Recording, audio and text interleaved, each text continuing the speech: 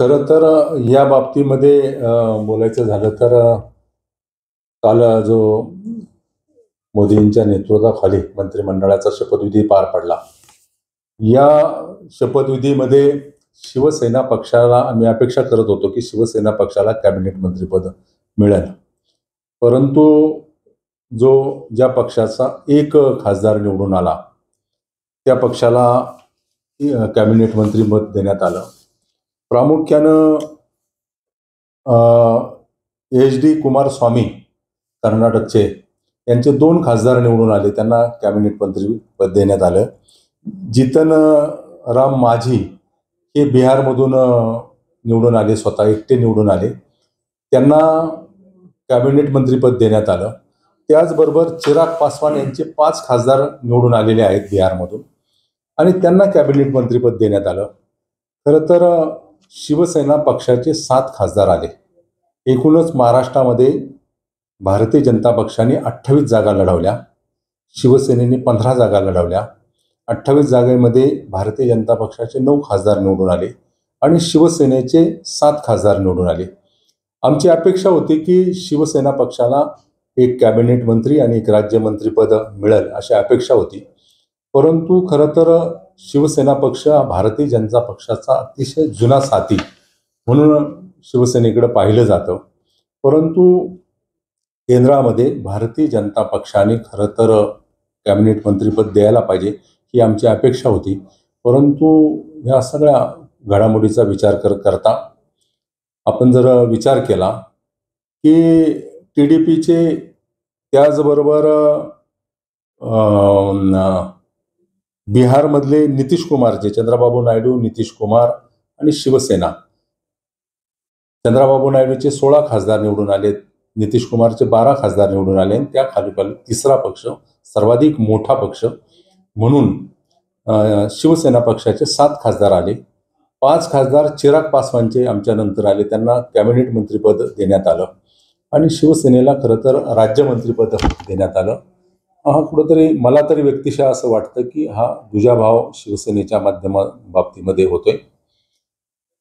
खरं तर भारतीय जनता पक्षाकडून तो न्यायिक भूमिका शिवसेनेला दिली पाहिजे, कारण 3 महिन्यामध्ये विधानसभेच्या निवडणुका येतात आणि विधानसभेला एकत्रपणे सामोरं जात असताना या सगळ्या बाबतीचा विचार करून भारतीय जनता पक्षाने शिवसेना पक्षाला न्यायिक भूमिका देण्याची आवश्यकता होती. कारण माननीय एकनाथजी शिंदे साहेब यांच्या नेतृत्वाखाली शिवसेना पक्षाने मोठी भूमिका राज्यामध्ये घेतली आणि सत्ता परिवर्तन भारतीय जनता पक्षाला करून दाखवलं. त्या माध्यमातून ती न्यायिक भूमिका अपेक्षा आमची त्यांच्याकडून होती. महाराष्ट्रात खच्चीकरण केलं जाते शिंदे गटाचं, कारण 15 तुम्ही जागा लढला आणि 7 निवडून आले, म्हणजे जवळपास 50%च्या जवळपास तुमचा स्ट्राईक रेट आहे आणि तिकडं भाजपचा खूप कमी आहे, तरी त्यांना केंद्रीय मंत्रिपद, राज्यमंत्रीपद असं दिलेलं आहे. खच्चीकरण केलं जातंय का या ठिकाणी घटक पक्षांचं? नाही, मी तुम्हाला सांगतो की राज्याच्या आगामी विधानसभेच्या निवडणुका पाहता शिवसेना पक्षाला न्याय मिळावा किंवा न्याय दिला जावा ही भूमिका आमची होती.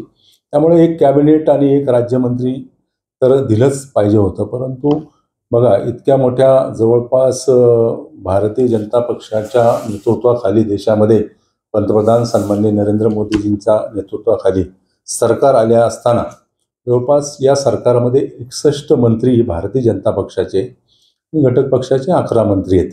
ही न्यायिक भूमिका या सगळ्या माध्यमातून खरं तर महाराष्ट्राला दिली गेली पाहिजे होती, कारण आगामी निवडणुकीला सामोरं जात असताना जर न्यायिक भूमिका असते तर तो एक वेगळा मेसेज सर्वसामान्य जनतेमध्ये गेला असता. आग्रह धरणार आहात आपण?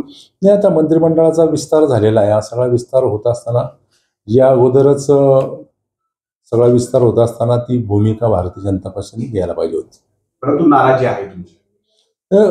आम्ही बघा, स्पष्टपणे या बाबतीमधली आमची भूमिका राज्याचे मुख्यमंत्री सन्माननीय एकनाथजी शिंदे साहेब यांच्याकडे बोलून टाकलेली. ते आमचे खरं तर नेते आहेत, प्रतिनिधी आहेत, त्यांच्याकडे भूमिका आमची बोलून दाखवली. भारतीय जनता पक्षाने या सगळ्या गोष्टीचा विचार करायला हवा होता. सगळ्याच खासदारांनी अशी भूमिका आमची बैठकीतच ती भूमिका आम्ही मांडली की ही न्यायिक भूमिका मिळावी या दृष्टिकोनातून आम्ही चर्चेनंतर ते बोललेलो आहे. देशामध्ये स्थित्यंतर होत असताना माननीय अजितदादा पवार यांनी फार मोठी भूमिका खरं तर घेतली भारतीय जनता पक्षाच्या बरोबर जाण्याची. आणि केंद्रीय मंत्रिमंडळाचा विस्तार होत असताना न्यायिक भूमिका ही अजितदादा पवार यांना मिळावी ही अपेक्षा खरं तर आहेच निश्चितपणे. परंतु या सगळ्या घडामोडीमध्ये परिवाराशी देखील एक वाईटपणा, रोष माननीय अजितदादांनी या सगळ्या घडामोडीमध्ये घेतला आहे आणि आपण ते नाकारून चालणार नाही. आणि म्हणून या भारतीय जनता पक्षाचे NDAचे घटक पक्ष म्हणून अजितदादाला देखील न्यायिक भूमिका मिळावी ही रास्त अपेक्षा आहे. मी तुम्हाला सांगतो की सर, भारतीय जनता पक्षाने कुणाला मंत्री करावं हा त्यांचा पक्षाचा अंतर्गत विषय आहे. परंतु छत्रपती शिवाजी महाराजांच्या गादीला न्याय मिळावा ही भूमिका राज्यातील जनतेची निश्चितपणे आहे. छत्रपती उदयनराजे भोसले हे मला वाटतं 3ऱ्यांदा खासदार होतात आणि ते सिनियर पण आहे. आणि छत्रपतीच्या गादीला जर मान मिळाला असता तर नक्कीच महाराष्ट्राच्या जनतेला एक अभिमान वाटला असता. विचार करतील भाजपवाले असं वाटतं तुम्हाला? कारण 4 महिन्यावरतीच विधानसभा निवडणूक.